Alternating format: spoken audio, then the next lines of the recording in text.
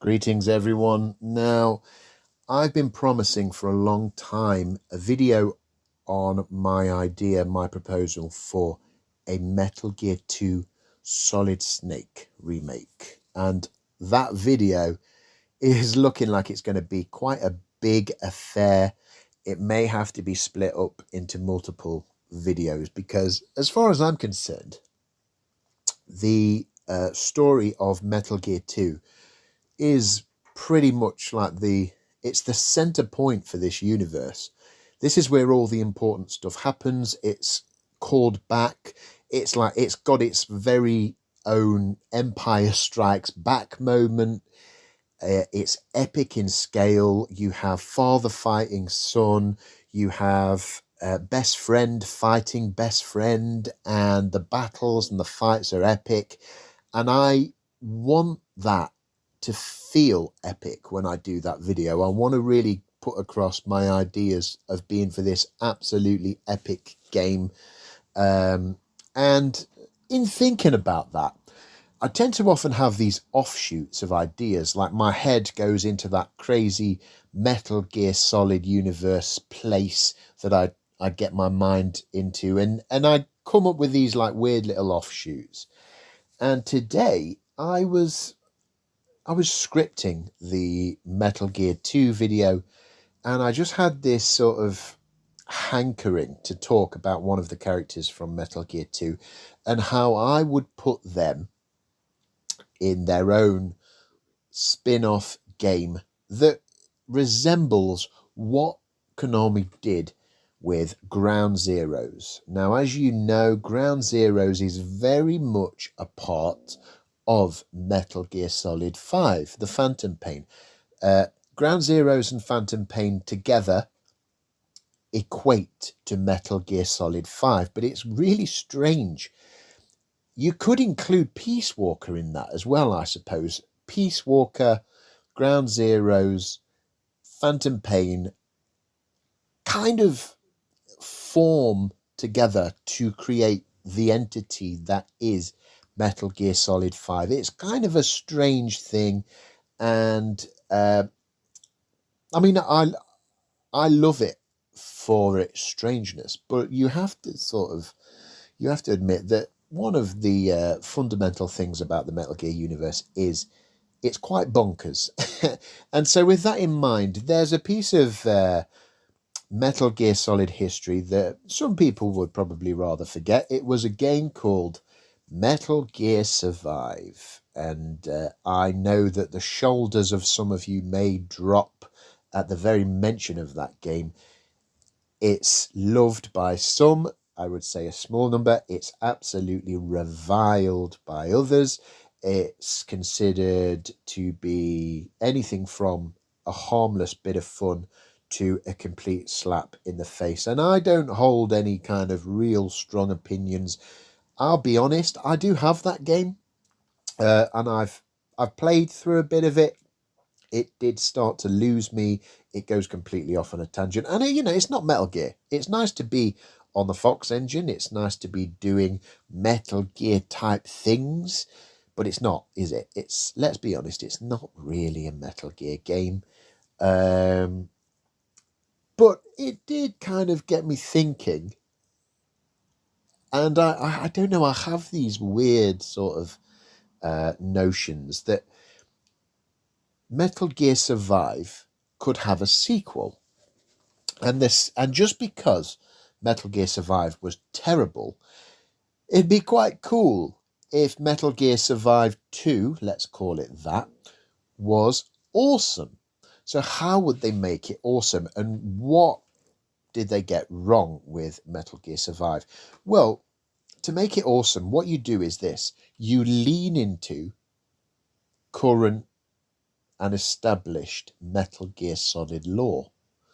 They didn't do that. They went off in this bonkers interdimensional direction with Metal Gear Survive. They had these weird kind of rock-faced zombies and an alternate planet called D-Tay, which was basically the map of Afghanistan and Central Africa with like some strange spooky touches. But You would essentially, and with the Metal Gear 2 remake in mind, you would take large elements of the map that you're going to use in Metal Gear 2, and that is where you would set the game. So, spoiler alert, Metal Gear 2 is set in Zanzibar Land. Zanzibar Land is its own country, and it's ruled over by what we know to be Big Boss. The world knows that it's ruled over by a legendary mercenary, a legendary soldier, sometimes called the One-Eyed Man, sometimes called the legendary soldier, the legendary mercenary, legendary mercenary, and it's mysterious. The world doesn't know that Big Boss is alive at that point. So it's a closed off state, a military state. And preceding that, before you get that, you have something called the Mercenary War. The Mercenary War was basically Zanzibar Land's war of independence. When it broke off from the Soviet Union, many different mercenary groups came and raided the country and tried to plant their flag in the ground and claim it as their own. And the remaining Diamond Dogs and Outer Heaven forces were the ones that were victorious in that war, allowing Big Boss to re-establish his dream of Outer Heaven in Zanzibar Land, and establish a mercenary nation where soldiers would always have a purpose and they were not used as tools of the government. And so we would set Metal Gear Survive 2, and I am sticking to that. That's what this game is called in my own head, so let's just have fun with it. We would set Metal Gear Survive 2 in Zanzibar Land during the Mercenary War, and we would pick up in a hut, an abandoned hut, very similar to the ones that you find throughout Metal Gear Solid 3 Snake Eater. Those military huts where the helicopter was, the warehouse area, it would be somewhere abandoned like that in the war zone. Why do I say Metal Gear Solid 3? Well, as I've said before in other videos, if you're lucky enough to own the Metal Gear Solid 4 novel, you'll know a cool little nugget of information, and that is that Zanzibar Land is actually Celino Yarsk, and I love that. It basically brings back one of the greatest maps from Metal Gear Solid, and that is the map of Metal Gear Solid 3 Snake Eater. So you have that whole area, the forested area, you've got a mountainous area, you've got a wooded, you've got a creek, you've got all kinds of things, and then you've obviously got Grozny Grad and the Granin Research Facility and the forests, the Booby Trap Forest and everything like that. So you have that whole area, and the game starts in one of the huts. Let's say it's at the abandoned warehouse type thing. You wake up and you are George Kessler. George Kessler is a member of the Zanzibar Land Special Forces. He was very much allied with Big Boss in the Mercenary War, as denoted by in the Metal Gear 2 radio calls. You see that George Kessler wears the Zanzibar Land bandana. It's the same bandana that Grey Fox wears in that game. And a lot of the soldiers wear either a red bandana or a red beret with a Z and an L embroidered on them. And that's the classic sort of uniform for the Zanzibar Land guys there. And so you have George Kessler waking up and he's injured. What happens to George Kessler is he gets shot in the leg, in the thigh. And that essentially ends his military career. It's quite a bad wound. So I propose that you wake up, you've been shot in the leg, and throughout the game, and this is where we bring in the survive element, you constantly have to top up your stamina with rations and first aid gear, and you can get these off enemy soldiers, you can find them, but your priority, much like in Metal Gear Solid 3, let's say, the priority was to look after your first aid. You would go into a menu, pull out like the arrows and take off the leeches with a cigar, and you would wrap and use the ointment and stitch yourself and suture yourself back together. The goal here is to prevent the infection, to stitch up your leg, and to maintain your stamina and use painkillers. And if you don't keep that up throughout the game, it will affect your ability to shoot straight. You'll become slower, more lethargic. And so really we need to shore up that idea of survive, Metal Gear Survive. So you've got George Kessler, he's injured, he's in the field, it's the mercenary war, and he just decides, look, I've been injured, this is crazy, I need to get the hell out of here. And his journey to escape takes him throughout the entirety of the Selenoyarsk Snake Eater map. You'll go all the way from the warehouse, the abandoned warehouse, the little hut thing at the beginning. You'll go all the way through the map trying to escape. You'll meet certain people along the way. You'll meet the forces of Zanzibar land. You'll meet other mercenary people. And this is where Metal Gear Solid Survive failed. It wasn't Metal Gear enough. This game is the perfect opportunity to get key elements of Metal Gear. You would be able to use like completely bonkers things like the Cobra unit's abilities. You would have, because this is the point in the timeline where everything converges. So you would have soldiers with the Cobra unit's abilities. You would have like Skull unit soldiers' abilities. They could be splintered off Cypher mercenary groups that used the Skull unit technology.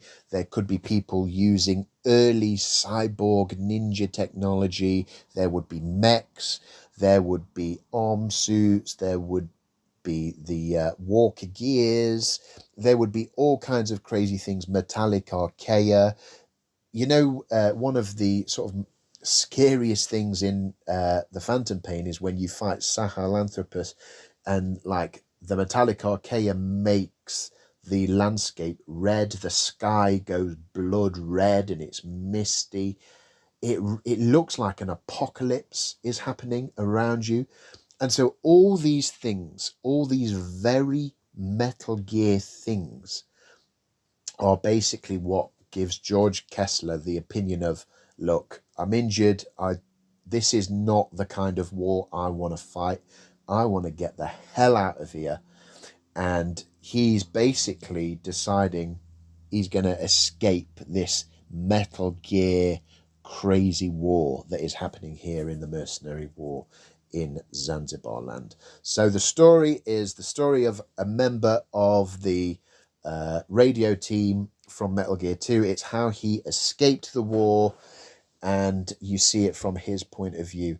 Think of this as the Hunk mission, the fourth survivor mission from Resident Evil 2, where you get to replay through the map.